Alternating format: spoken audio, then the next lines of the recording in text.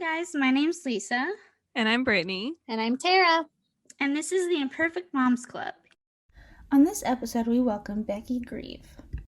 Bekki is a mom to 2 kids aged 3 and 4.5. With a background in child development, behavior, and children's mental health, she has a family consulting business called Family Shift and a podcast called This Week in Parenting. Check those out.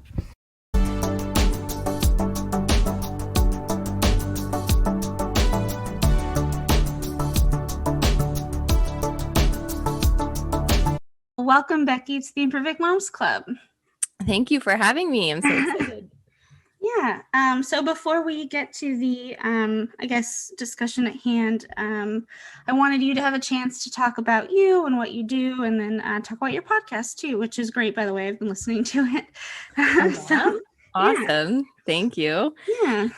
Yeah. So I am a mom of 2. So my youngest just turned 3 and my oldest is 4.5. And I have a family consulting business called Family Shift.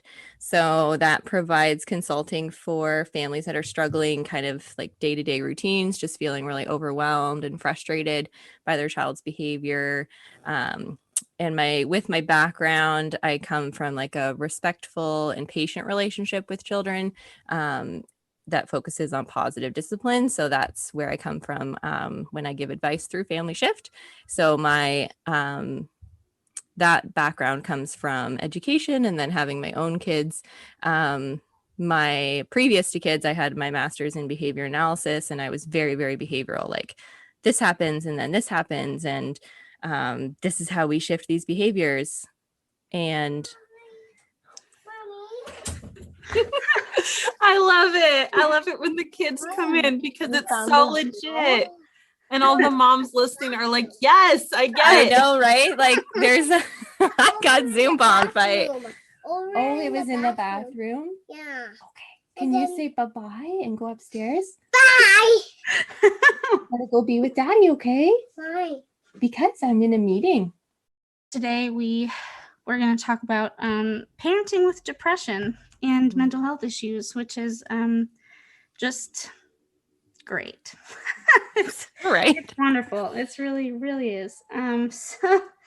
So does anyone want to get started? Oh, I'll jump in. So it's like I just figured out now that you can drive through CVS to get your medication. Like I don't know why I didn't realize that there was a drive-through option. So the past year or whatever, I've just been doing the drive-through, and every time we go, my kids think we're at Dunkin'. So they're like, Mommy, I want donuts, I want sprinkles, I want pink donut. And I'm like, no, Mommy's, that's not where we are. Mommy's getting medicine. They're too young to for me to get into all that. But I just think it's hilarious that I'm there to just pick up my prescription, and they're like, woo, donuts. I'm like, you know what? Maybe on the way home, let's just do it. Why not? I have depression and anxiety, and it's rough. It's hard to keep my emotions in check sometimes. Especially now being pregnant. Being pregnant is a whole different thing. But I'm like, do I have postpartum depression? Do I have prepartum depression? Yeah, what is going on? Am I just depressed? Yeah. What is life? I'm on medication, but I definitely feel it's not enough. I'm on a pretty high dose already, but that's for pre-pregnant me, but pregnant me, I'm like, whoa, this is not enough. My OB is call your psychiatrist. And I was like, you don't understand. I'm on a high dose. Nobody's going to want me to go up anymore. And so, I have bad days a lot. And I feel bad. The mom guilt just eats me up all the time. Cause just today, Lily's having I think she's starting terrible twos. And plus she's been teething. I think she's getting her 2-year-old molars. And so she was just screaming and all this stuff. And I just could not. I tried really hard to be Lisa, she's just communicating that she's frustrated. It's okay. You get frustrated too. You need to sympathize with her. But then like all the mental health stuff was like, like, why is she doing this? And like, I can't, and I felt like such a bad mom. Like I told Paul like 3 times, I was like, I'm being such a bad mom today.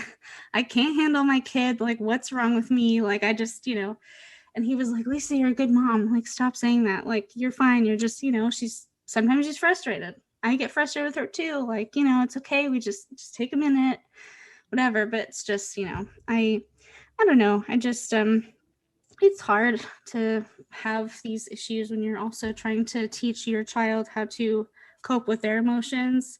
And so when you're having your own emotions and you can't cope with them very well, you're like, I'm not equipped to deal with this. Yeah. So I don't know. That's kind of where my head's at today. Yeah, I had one of those days today too. I was just like, I don't want to parent today. Like I saw this picture yesterday that was like, you know what? Momming is pretty cool. Like every morning you wake up and you do the thing, even though you don't feel like doing the thing. And that's pretty awesome. And I was like, you know what? It's true. Like some days I just don't want a mom. Like I just want to lay in bed. And it's like, oh, I've been like, I'm working at home still. And so I've been having to like take a little cat nap here and there during work because it just piles on me. And yeah, when you feel depressed, you just want to like, okay, I just want to go to bed. Like my friend was calling me the other day because I told her like, oh, I've been having a string of bad days. And I just, so she called to check in and I saw my phone ringing and I didn't even want to talk to her. And that's how I knew that it was like really bad because I even texted her back and said, I don't even feel like talking to you. Like I'm going to sleep. And she was like, okay. Like, I'm like, that's how bad it is. So, and like, how can you mom when you're like that? Like, you're just trying to like, and knowing everything that we know about being like responsive and caring with our children. And it just adds that extra layer when you feel like you can't do that in that moment. It's so hard. Yeah, and like before I had Lily, like I was Googling everything and like reading books and all that stuff. And then I didn't even consider what would be going on with me, like mentally. Like it was all about Lily and all about parenting and all about doing the things for her. And so once she came out and all of a sudden I'm starting to have these like depression symptoms, like I was like, wait a minute.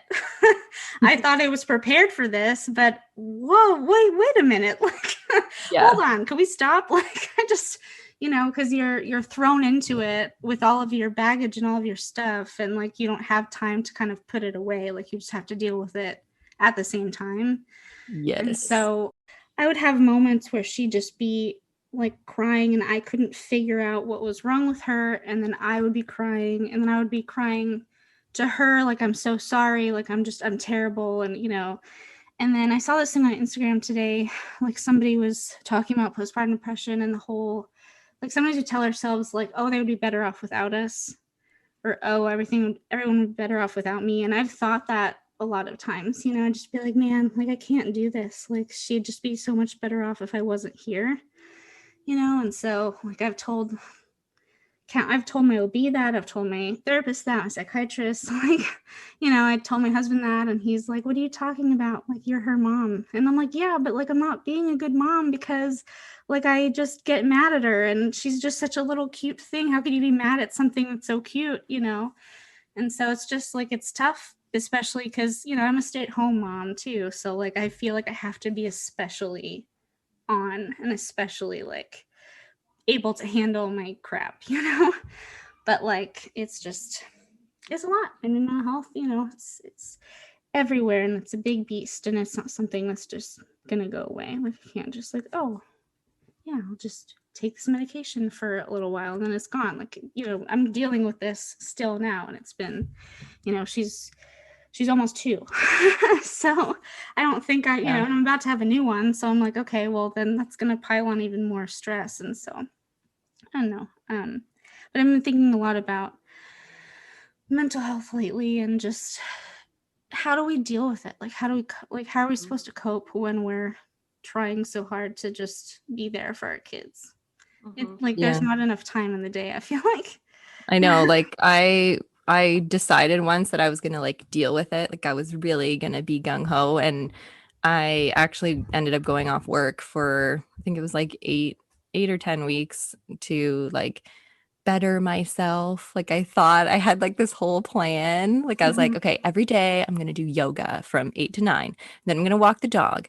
And then I'm going to do my therapy goals. Like I had this whole thing. And then of course I'm just like sleeping all day. So then I'm like, oh my God, I'm such a horrible person. Like I go off work to make myself feel better and like really finally tackle it and take care of it. And all I'm doing is sleeping. Like I'm not doing the things that would make me feel better because that's what people tell you to do. They're like, oh, go outside and walk. And I'm like, I literally don't even want to leave my bed. Like, you think I want to go outside and walk? Like, and just do it. It'll make you happy. And I'm like, I don't think you understand.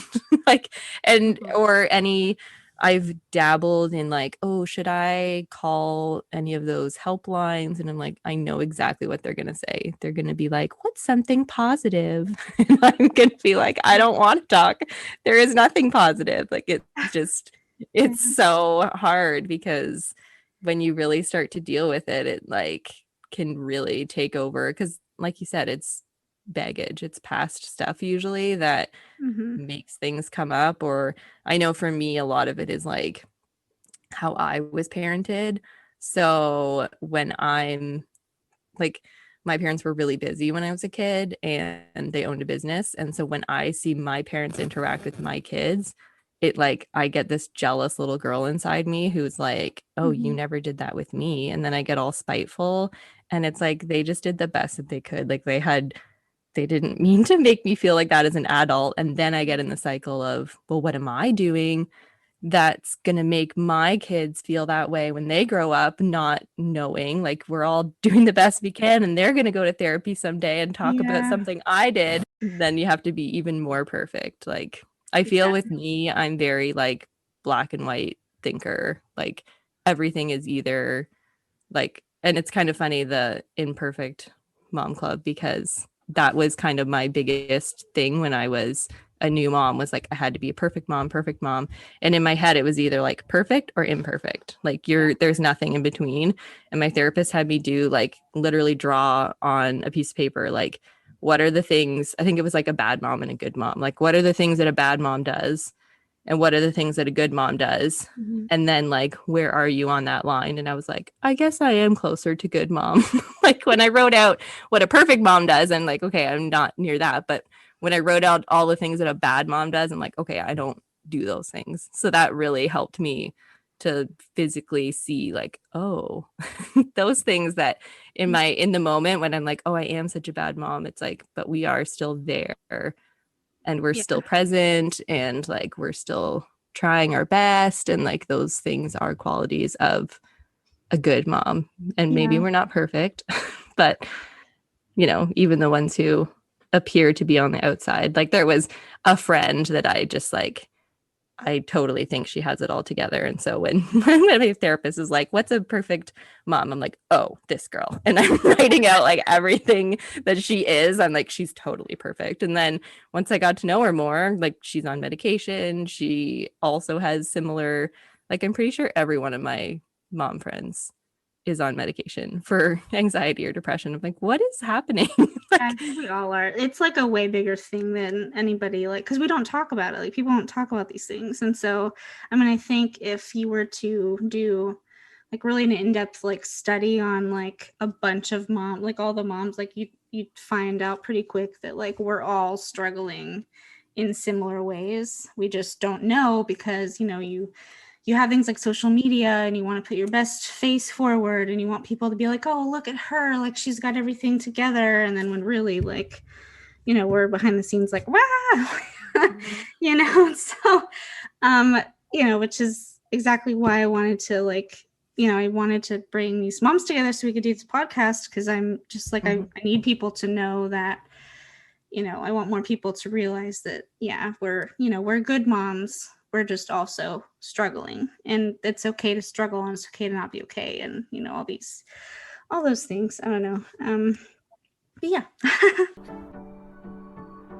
This episode is sponsored by Children's Business Fair. Do you know an extraordinary child, a budding superstar who is ready to take on the world and who loves to have fun? If so, he or she deserves a chance to shine at a children's business fair. a one-day event where young people can launch and showcase a business. You'll be amazed by what children can accomplish, and it's a great way to bring neighbors together amid sunshine and laughter. At a children's business fair, children will make something with their own hands, sell it safely to a stranger, and experience the freedom and responsibility of having a little extra spending money as a reward. It takes less than 10 minutes to apply and as little as 3 hours to plan a fair. Just set up a few tables on a lawn and send a few emails to friends and family. You can host a fair for free, and they'll even chip in $500 as prize money. Sound too simple? Join parents who want to equip and inspire their children to shine in the real world. Start your audition to host a children's business fair in your community, or find out more at podcast.childrensbusinessfair.org. Yeah, the thing about being a mom and having anxiety or PTSD or depression is not only do you have to figure out how to deal with that, is you have to function to some level. Like, your kids have to eat. Like, if the diaper's got to be changed, it's got to be changed, every now and then you have to give them a bath, whether or not you feel like it. And so for me, like, one of the hardest things, and I'm pretty sure for any mom, it's having to still function while having the depression and anxiety and everything. So I have depression or stuff. How are you supposed to say it now? There's like this politically correct way. You don't say I'm depressed. You're supposed to say like I suffer from it or something like that. But I suffer from some PTSD from a past relationship, and it was a work relationship. And I just want to say to everyone out there, like, just if you're in a really, really toxic relationship where it's hurting your health, like your physical health and your mental health, you got to get out. But even after you get out, like, there's still going to be some leftover scars from that. Like, I thought, okay, well, I'm just going to leave this situation and then I'll be fine.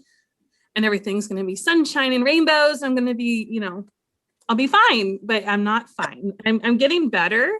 Time has helped heal. But anyway, all that to say, this past relationship I had gave me a lot of PTSD because it was really bad. It was really toxic.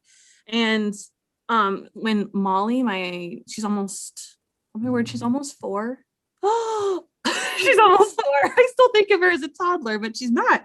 But she can really push me over the edge. I mean, I love that kid. I would do anything for her. I would, like, being a mom is the best thing I've ever done. But if I've been triggered because of my PTSD, or if I'm just like really anxious or really emotional about something, and then she comes by and she's whining because she wants another juice box, or she wants me to turn on the TV or whatever it is, and I have to say no.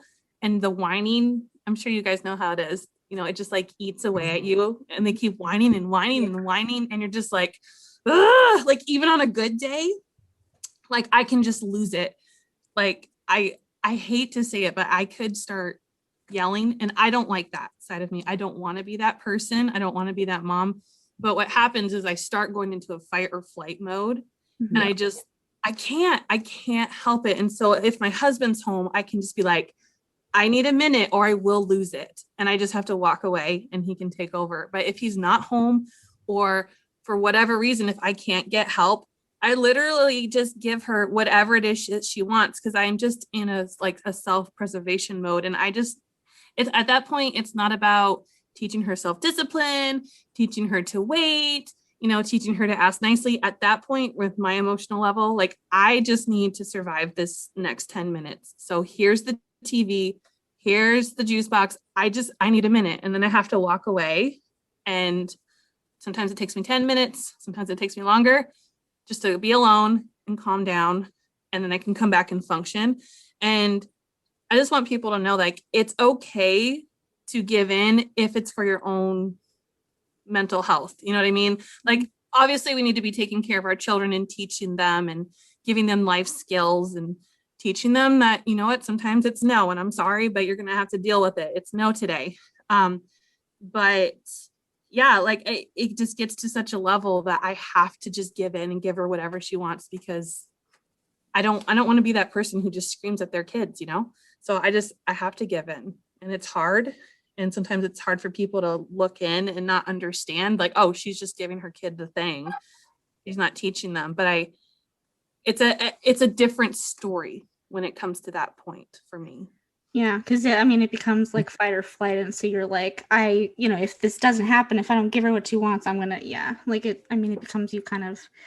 Yeah, I understand. I mean, you don't have time at that point to really like think about, Right. And like, because I've been working with kids for years, I'm a teacher, and so I have a lot of tools in my tool belt about, setting up the environment and doing a lot of things beforehand to like teach her like routines and whatever, so that we don't end up into that confrontation where she just barges in and she wants something. Like, she knows the routine, she knows what's expected and whatever, and I try and give her those skills to communicate what she needs, and all of that. But when that PTSD kicks in, it's like, there's no time. This is not a learning moment, it's a survival moment. And I think a lot more people deal with it than maybe we realize. And I think we just kind of need to talk about it a little bit more, because sometimes parents can be really judgy of other parents.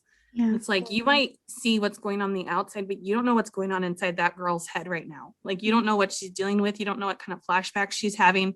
And she's just trying to get through the next 5 minutes right now, Yeah, so I suffer from PTSD too. And so from like some past like trauma, but mine was, relationship as well. But so the other day, like we're taking Lily on a walk, and so she's been walking in the neighborhood and she's doing really well with that. And she was holding, my husband's hand, and then I guess she like fell and she like kind of like screamed her chin and she was crying, but then she said something. I think she was saying this way, but it sounded like sorry. And so like it sounded to me like she was saying sorry after like getting hurt.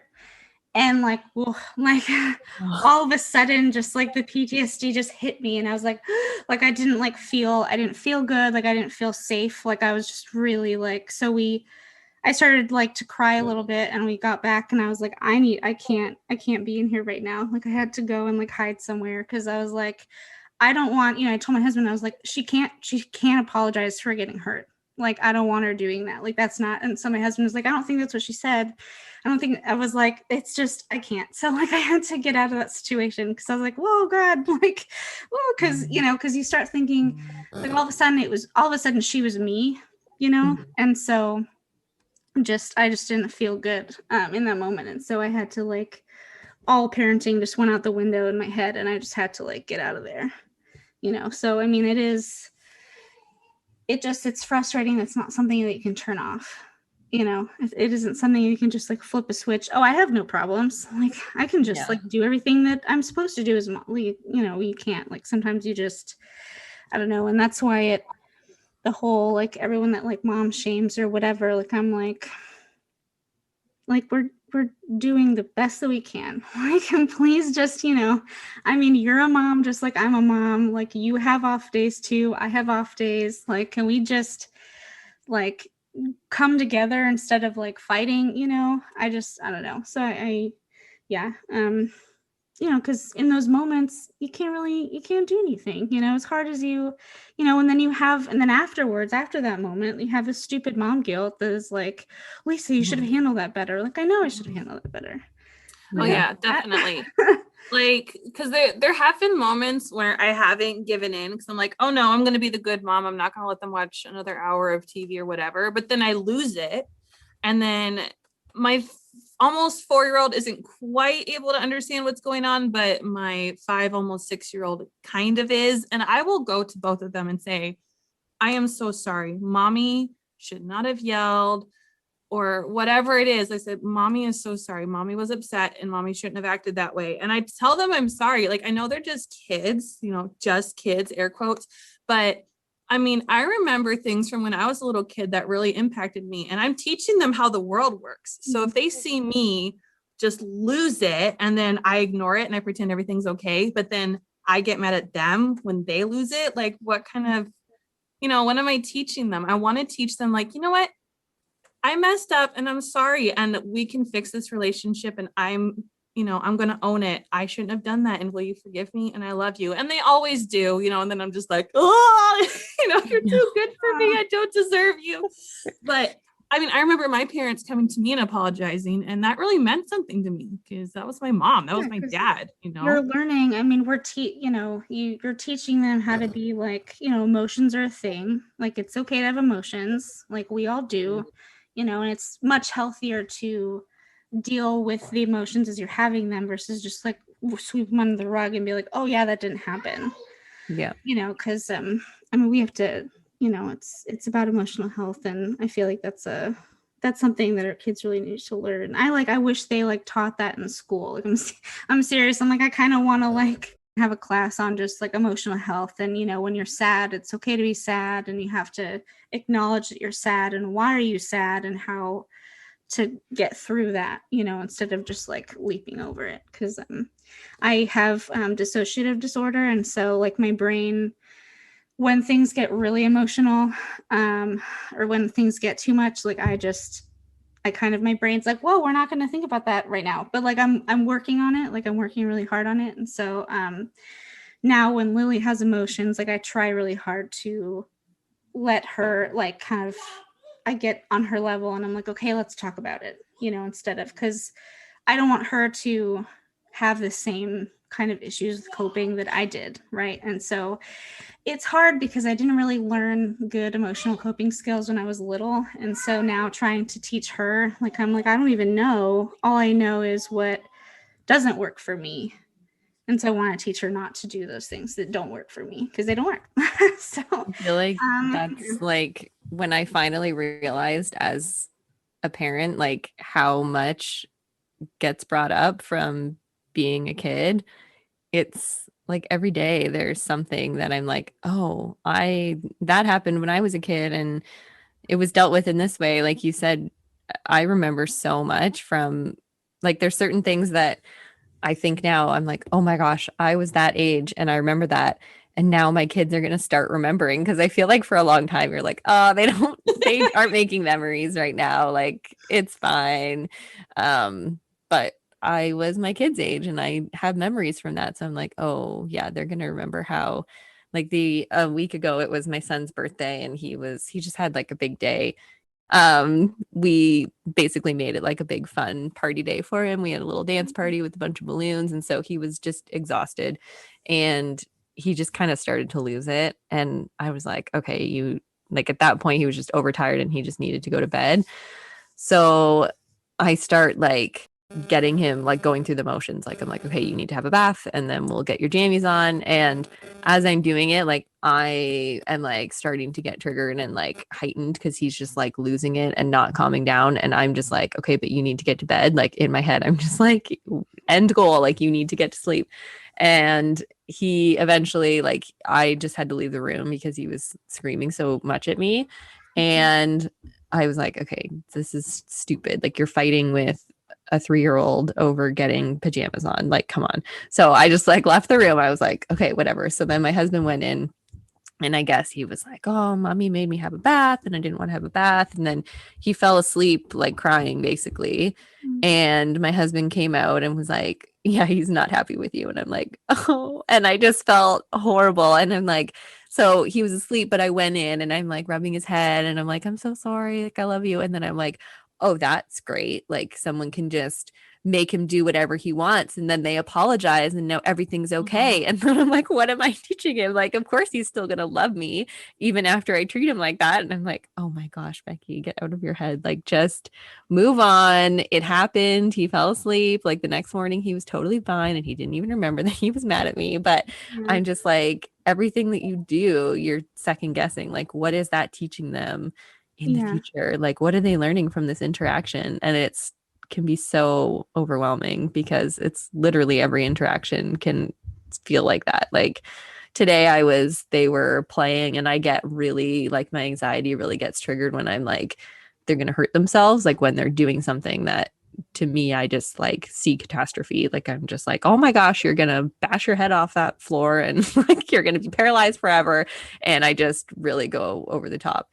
And I was trying so hard. So I was like doing my deep breathing, like while I'm sitting there, and they're like, Mommy, play with us. I'm like, I'm just relaxing. And I was trying so hard. They're like, but you're the mommy kitty. And they were being little baby kitties and they were like jumping all over me. And even that, I was just like touched out. And I was like, okay, Bekki, just like do your stuff. And I was just like, I'm sorry, this is making me feel very nervous in my tummy. And my older kid was like, oh, why? And I'm like, I am just feeling like I was totally putting on this persona because I'm like, okay, just fake it till you make it. Like pretend that everything's fine, but just explain at their level what's going on. So they were like, oh, okay. And then they just kept playing. So they kind of got it, but it's when they're that age, it's like impossible to really talk to them about it. And I feel like that's the hard thing, is that the stuff that we know that can get us through it, like, oh, I need to go take a break, or I need to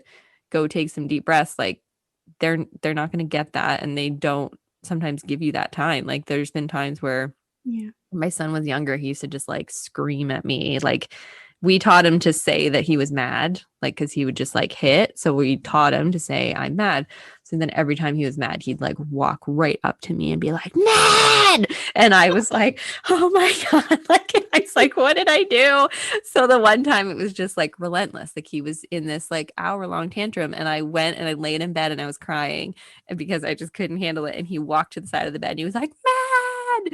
And I just like lost it even more. I'm just like, oh my God, like I'm trying to recover. I went to my room. I'm trying to be by myself, and you just won't leave me alone.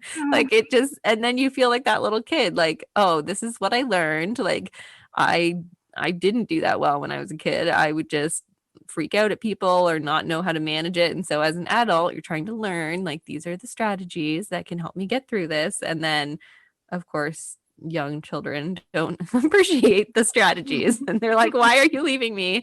Why are you trying to be in your room by yourself? I want to come bother you. And it's just, and that's the strategies that they're going to give you. They're just like, okay, so if your child is safe, like go and be by yourself. And I'm like, you realize they're going to scream at me on the other side of the door, right? Like that's going to trigger me.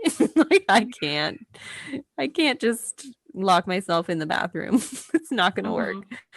And also like coping skills that like I feel like I didn't really learn coping skills with therapy until I was an adult. And so like kids, like I feel like we can like teach them coping skills to deal with their emotions like all we want, but they're not really going to be able to do the same things that like we do to take care of, like, to cope with our anxiety. And so I'm like, I didn't even learn this stuff until I was an adult. Like, how am I supposed to teach like a little kid, you know? So in like, kid-friendly language. Yeah. So just, I don't know. It's like there's so much more involved in being a parent than you think there is, because, you know, it's not just, you know, obviously you're nurturing them and you're teaching them things, but then you also have like your side of it. So like that's, I mean, I guess that's my biggest thing is like, you know, you have no idea what it like it takes so much to be like a mom and to be a well-rounded mom and, you know, all this stuff. And I don't know, it's just, man, like I don't understand how we do it. I don't get it. I don't know. Some days I don't. I know. Some days I rely on my partner. Yeah. Some days I'm just like, all right, Paul, like you do your thing. Like when we just had Clara, and she's like me, she's very dramatic, she's very emotional, she's like over the top about everything. I got her some lavender oil because I thought that would like help her like chill and like relax. And I love the smell of lavender. It's great. But half the time when I'm pulling that stuff out, it's not for the kids. Like it's for me. I'm just like, like I'm just like, can I just like tie this thing under my nose all day? Cause I need to relax, you know, like they have their own little like kid friendly roller that they use before bed every night. And it's funny because now Molly will put it on her Barbie doll's feet too. And it's just it's so cute. But I also have like mine, and I'm just like, you know, I'm probably like overdosing on lavender, but I'm like, mommy needs a break. Mommy needs to relax. It's that or it's coffee. So I'm either I'm either smelling my lavender oil or I'm smelling my coffee to get through it. Smelling the coffee. I was gonna say that's healthier than mine is like junk food. And like even today I was like, oh my gosh, I like really want, and I'm just describing like the grossest, like chocolatiest, sugariest thing that I can think of. And then I'm like, or a drink, like one of those two. Like I just then I'm like, teach me better coping, please. My husband's like, I don't know. I'm like, that's my brain just automatically, it's like these things will make you feel better. I'm like, oh yeah, you're right, they will. And then it's like, okay, brain, come on, think of something different. Like let's think of like celery. Let's pair that. Like every time I'm stressed out, just go eat celery. That'll be my coping mechanism. Thank you guys so much for listening to this week's episode of the Imperfect Moms Club. If you like what you heard, please visit our website at www.imperfectmomspodcast.com. There you'll find more information about us, a list of all of our episodes, a blog, and even a merchandise shop. We love this podcast so much and are thrilled to be able to share it with all of you.